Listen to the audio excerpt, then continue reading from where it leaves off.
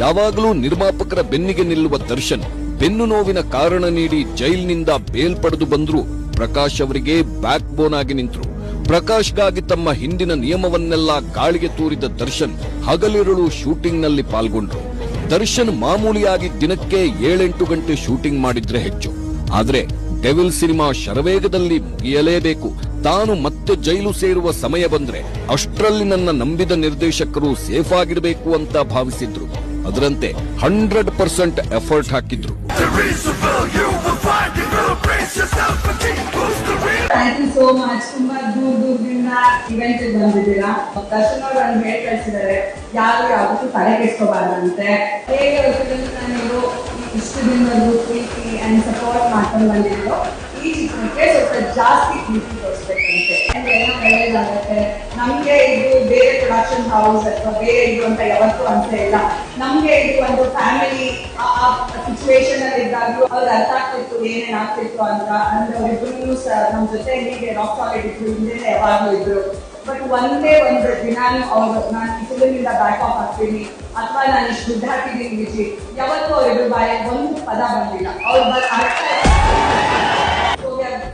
Grateful ಅವ್ರ ಫ್ಯಾಮಿಲಿಗೆ. ನನಗೆ ಎಲ್ಲ ಸಾಂಗ್ಸ್ ತುಂಬಾ ಇಷ್ಟ, but this particular song is my favourite. ತುಂಬಾ ಜನ ಕಾಣ್ತಾರೆ ಅಂಡ್ ಏನೋ ಖುಷಿದೆ ಈ ಸಾಂಗ್ ಅಲ್ಲಿ. ನೀವು ಅದನ್ನ ಹೋಗಿ ಥಿಯೇಟರ್ ಅಲ್ಲೇ ನೋಡ್ಬೇಕು. ಆಮೇಲೆ ಫುಲ್ ಸಾಂಗ್ ನೋಡಿದ್ರೆ ನೀವು ಮಜಾ ಮಾಡ್ತೀರಾ.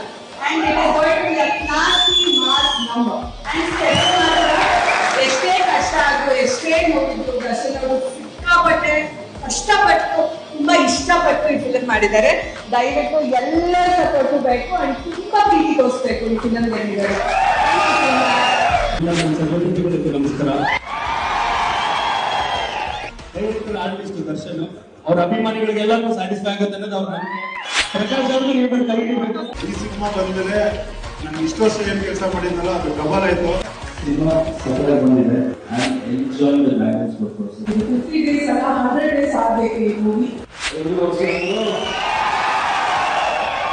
ಇದು ಪಕ್ಕಾ ಮಾಸ್ ಎಂಟರ್ಟೈನ್ಮೆಂಟ್. ಈ ಸಿನಿಮಾಗೆ ಈ ಹಾಡಿನಿಂದ ಎಲ್ಲರೂ ತುಂಬಾ ಕಷ್ಟಪಟ್ಟಿದ್ದಾರೆ. ಸೊ ಈ ಸಾಂಗ್ ಅವರು ಕೂಡ ಇದಕ್ಕೆ ಕಾಲ್ಗಾರ ಆಗ್ತಾರೆ. ಶಾಂತರಾಜ್ ಅವರು ತುಂಬಾವಾಗಿ ಡೈಲಾಗ್ ಬರ್ತಾರೆ, ಪಂಚ್ ಡೈಲಾಗ್ ಹೊಡೆದಿದ್ದಾರೆ. ಒಂದು ಡೈಲಾಗ್ ದರ್ಶನ್ ಅವರು ಹೇಳಿದ್ದಾರೆ, ನಮ್ಮ ಬಾಸು ಕೊಡಕ್ ಹೋಗ್ತಾರೆ ಕನ್ನಡ ಕಮ್ಮಿ ತಪ್ಪಿದ್ರೆ ಭೀಮಾ ಕಮ್ಮಿ. Thank you very much.